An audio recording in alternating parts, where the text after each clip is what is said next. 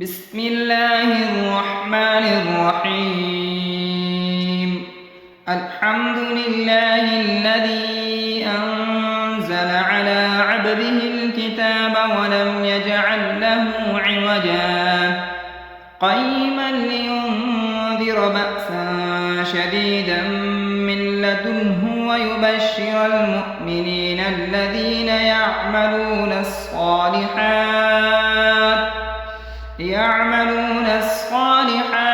أن لهم أجرا حسنا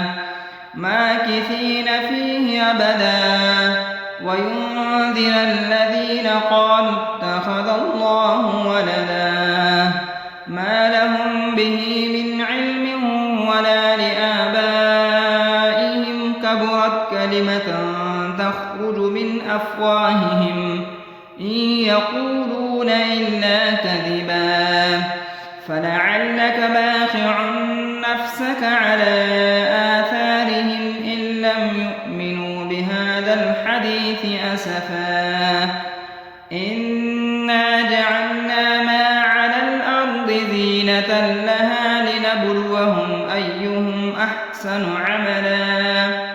وإنا لجاعلون ما عليها صعيدا جرزا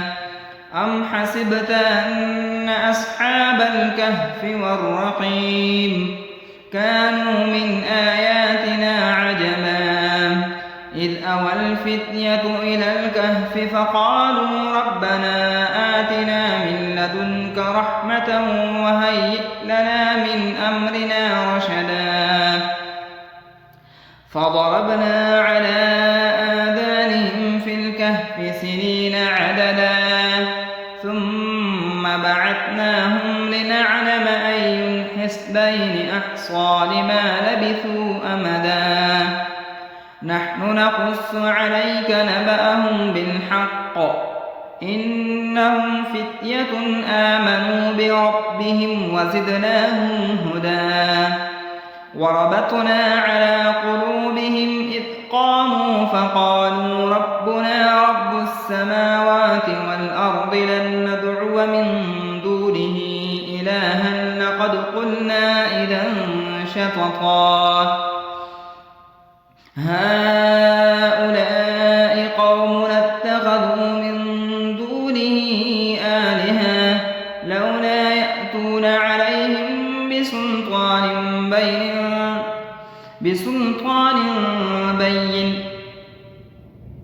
فمن أظلم ممن افترى على الله كذبا وإذ اعتزلتموهم وما يعبدون إلا الله فأووا إلى الكهف ينشر لكم ربكم من رحمته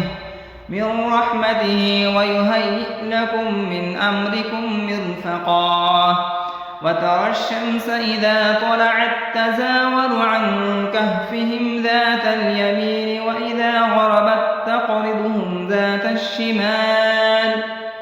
تقرضهم ذات الشمال وهم في فجوة منه ذلك من آيات الله من يهد الله فهو المهتد ومن يضلل فلن تجد له وليا مرشدا وتحسبهم أيقاظا وهم رقود ونقلبهم ذات اليمين وذات الشمال وكلبهم باسط ذراعيه بالوصيد لو اطلعت عليهم لوليت منهم فرارا ولملئت منهم رعبا وكذلك بعثناهم ليتساءلوا بينهم قال قائل منهم كم لبثتم قالوا لبثنا يوما أو بعض يوم قالوا ربكم أعلم بما لبثتم فابعثوا أحدكم بورقكم هذه إلى المدينة فلينظر أيها أزكى طعاما فليأتكم برزق منه وليتلطف ولا يشعرن بكم أحدا إنهم إن يظهروا عليكم يرجموكم أو يعيدوكم في ملتهم ولن تفلحوا إذا أبدا. وكذلك عثرنا عليهم ليعلموا أن وعد الله حق وأن الساعة لا ريب فيها، إذ يتنازعون بينهم أمرهم فقالوا ابنوا عليهم بنيانا ربهم أعلم بهم. قال الذين غلبوا على أمرهم لنتخذن عليهم مسجدا. سيقولون ثلاثة رابعهم كلبهم ويقولون خمسة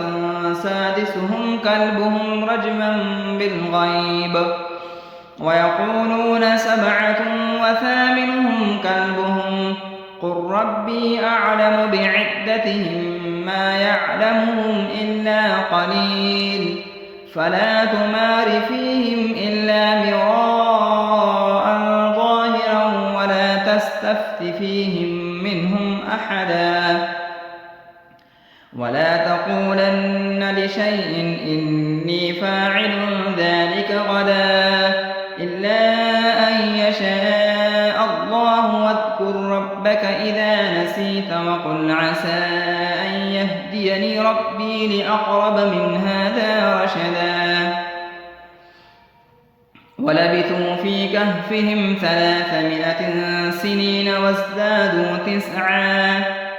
قل الله أعلم بما لبثوا له غيب السماوات والأرض أبصر به وأسمع ما لهم من دونه من ولي ولا يشرك في حكمه أحدا. واتل ما أوحي إليك من كتاب ربك لا مبدل لكلماته ولن تجد من دونه ملتحدا. واصبر نفسك مع الذين يدعون ربهم بالغداة والعشي يريدون وجهه ولا تعد عيناك عنهم تريد زينة الحياة الدنيا ولا تطع من أغفلنا قلبه عن ذكرنا واتبع هواه وكان أمره فرطا. وقل الحق من ربكم فمن شاء فليؤمن ومن شاء فليكفر إنا أعتدنا للظالمين نارا أحاط بهم سرادقها وإن يستغيثوا يغاثوا بماء كالمهل يشوي الوجوه بئس الشراب وساءت مرتفقا. إن الذين آمنوا وعملوا الصالحات إنا لا نضيع أجر من أحسن عملا أولئك لهم جنات عدن تجري من تحتهم الأنهار يحلون فيها من أساور من ذهب ويلبسون ثيابا خضرا من سندس واستبرق متكئين فيها على الأرائك نعم الثواب وحسنت مرتفقا. واضرب لهم مثلا رجلين جعلنا لأحدهما جنتين من أعناب وحففناهما بنخل وجعلنا بينهم زرعا كلتا الجنتين آتت أكلها ولم تظلم منه شيئا وفجرنا خلالهما نهرا وكان له ثمر فقال لصاحبه وهو يحاوره أنا أكثر منك مالا وأعز نفرا ودخل جنته وهو ظالم لنفسه قال ما أظن أن تبيد هذه أبدا وما أظن الساعة قائمة ولئن رددت إلى ربي لأجدن خيرا منها منقلبا قال له صاحبه وهو يحاوره أكفرت بالذي خلقك من تراب ثم من نطفة ثم سواك رجلا لكن هو الله ربي ولا أشرك بربي أحدا ولولا إذ دخلت جنتك قلت ما شاء الله لا قوة إلا بالله إن ترني أنا أقل منك مالا وولدا فعسى ربي أن يؤتيني خيرا من جنتك ويرسل عليها حسبانا من السماء فتصبح صعيدا زلقا أو يصبح ماؤها غورا فلن تستطيع له طلبا وأحيط بثمره فأصبح يقلب كفيه على ما أنفق فيها وهي خاوية على عروشها ويقول يا ليتني لم أشرك بربي أحدا ولم تكن له فئة ينصرونه من دون الله وما كان منتصرا هنالك الولاية لله الحق هو خير ثوابا وخير عقبا واضرب لهم مثلا الحياة الدنيا كماء إن أنزلناه من السماء فاختلط به نبات الأرض فأصبح هشيما تذروه الرياح وكان الله على كل شيء مقتدرا المال والبنون زينة الحياة الدنيا والباقيات الصالحات خير عند ربك ثوابا وخير أملا ويوم نسير الجبال وترى الأرض بارزة وحشرناهم فلم نغادر منهم أحدا وعرضوا على ربك صفا لقد جئتمونا كما خلقناكم أول مرة بل زعمتم أن لن نجعل لكم موعدا ووضع الكتاب فترى المجرمين مشفقين مما فيه ويقولون يا ويلتنا ما لهذا الكتاب لا يغادر صغيرة ولا كبيرة إلا أحصاها ووجدوا ما عملوا حاضرا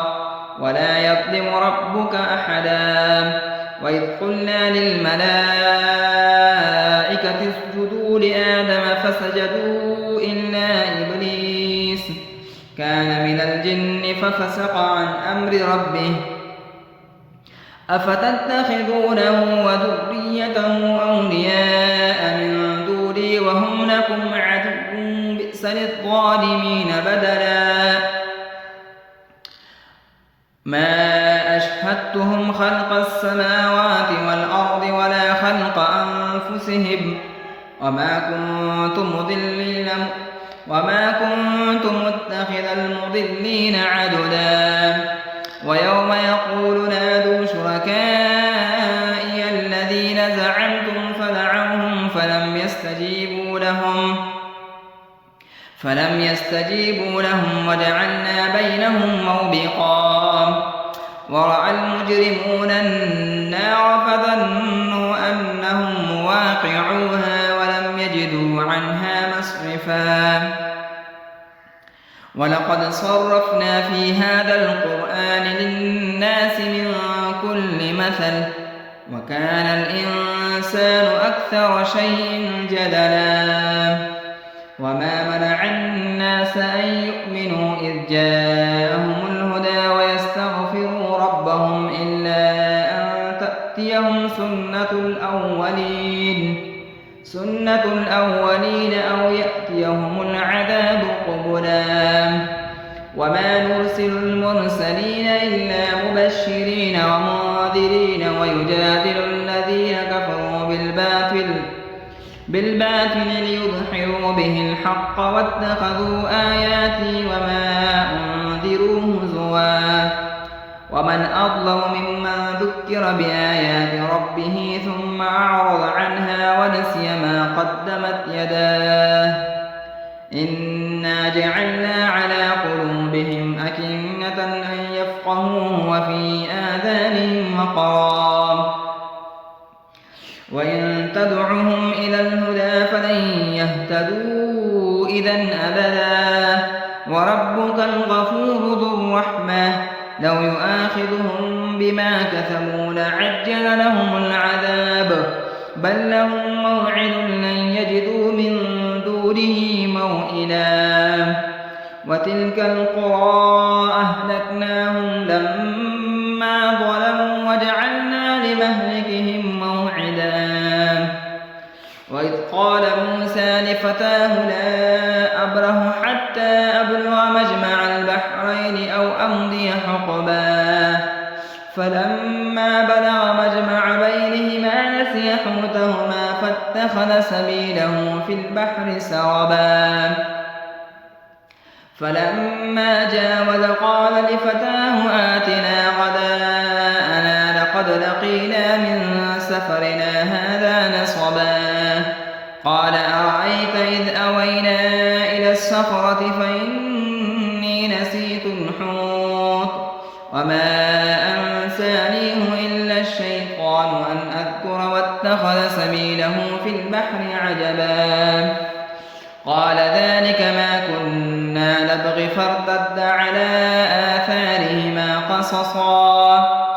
فوجد عبدا من عبادنا آتيناه رحمة من عندنا وعلمناه من لدنا علما قال له موسى هل أتبعك على أن تعلمني مما علمت رشدا قال إنك لن تستطيع معي صبرا وكيف تصبر على ما لم تحط به خبرا قال ستجدني إن شاء الله صابرا ولا أعصي لك أمرا قال فإن اتبعتني فلا تسألني عن شيء حتى أحدث لك منه ذكرا فانطلقا حتى إذا ركبا في السفينة خرقها قال أخرقتها لتغرق أهلها لقد جئت شيئا إمرا قال ألم أقل إنك لن تستطيع معي صبرا قال لا تؤاخذني بما نسيت ولا ترهقني من أمري عسرا فانطلقا حتى إذا لقي غلاما فقتله قال أقتلت نفسا زكية بغير نفس لقد جئت شيئا نكرا قال ألم أقل إنك لن تستطيع معي صبرا قال إن سألتك عن شيء بعدها فلا تصاحبني قد بلغت من لدني عذرا فانطلقا حتى إذا أتيا أهل قرية استطعما أهلها فأبوا أن يضيفوهما فوجد فيها جدارا يريد أن ينقض فأقامه قال لو شئت لاتخذت عليه أجرا قال هذا فراق بيني وبينك سأنبئك بتأويل ما لم تستطع عليه صبرا أما السفينة فكانت لمساكين يعملون في البحر فأردت أن أعيبها وكان وراءهم ملك يأخذ كل سفينة غصبا وأما الغلام فكان أبواه مؤمنين فخشينا أن يرهقهما طغيانا وكفرا فأردنا أن يبدلهما ربهما خيرا منه زكاة وأقرب رحما وأما الجدار فكان لغلامين يتيمين في المدينة وكان تحته كنز لهما وكان أبوهما صالحا فأراد ربك أن يبلغا أشدهما أشدهما ويستخرجا كنزهما رحمة من ربك وما فعلته عن أمري ذلك تأويل ما لم تسطع عليه صبرا ويسألونك عن ذي القرنين قل سأتلو عليكم منه ذكرا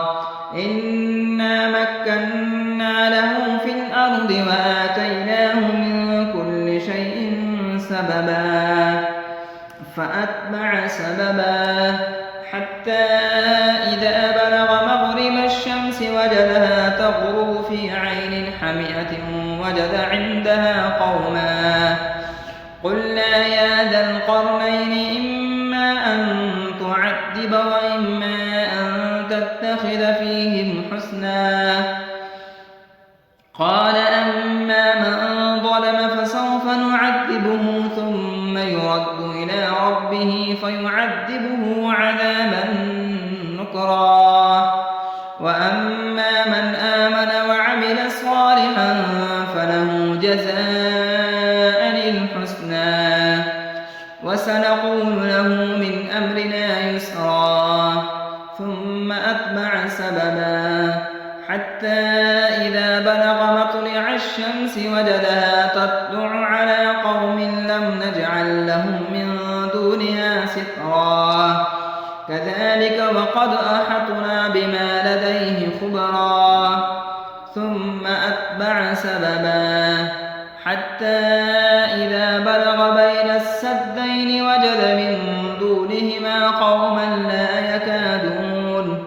لا يكادون يفقهون قولا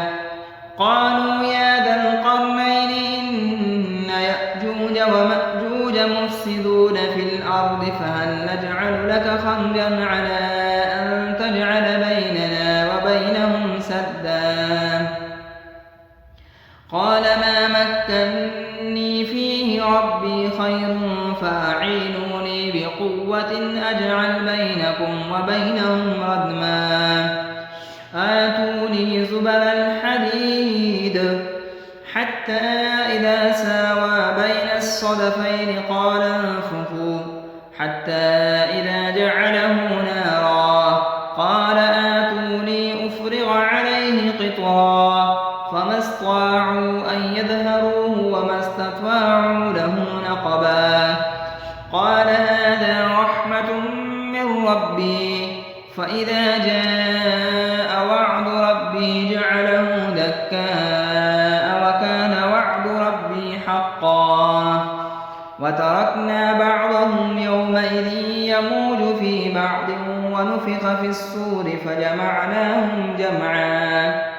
وأعرضنا جهنم يومئذ للكافرين عرضا الذين كانت أعينهم في غطاء عن ذكري وكانوا لا يستطيعون سمعا أفحسب الذين كفروا أن يتخذوا عبادي من دوني أولياء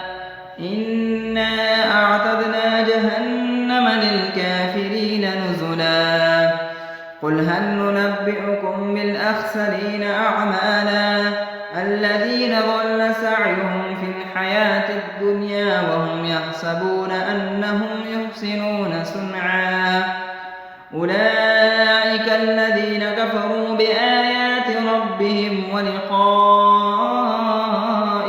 فحبطت أعمالهم فلا نقيم لهم يوم القيامة وزنا ذلك جزاؤهم جهنم بما كفروا واتخذوا آياتي ورسلي هزوا إن الذين آمنوا وعملوا الصالحات كانت لهم جنات الفردوس نزلا خالدين فيها لا يبغون عنها حولا قل لو كان البحر مدادا لكلمات ربي لنفد البحر قبل أن تنفد كلمات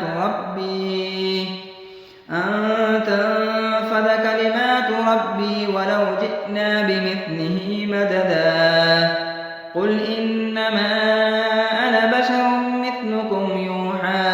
إلي أنما إلهكم إله واحد فمن كان يرجو لقاء ربه فليعمل عملا صالحا ولا يشرك بعبادة ربه أحدا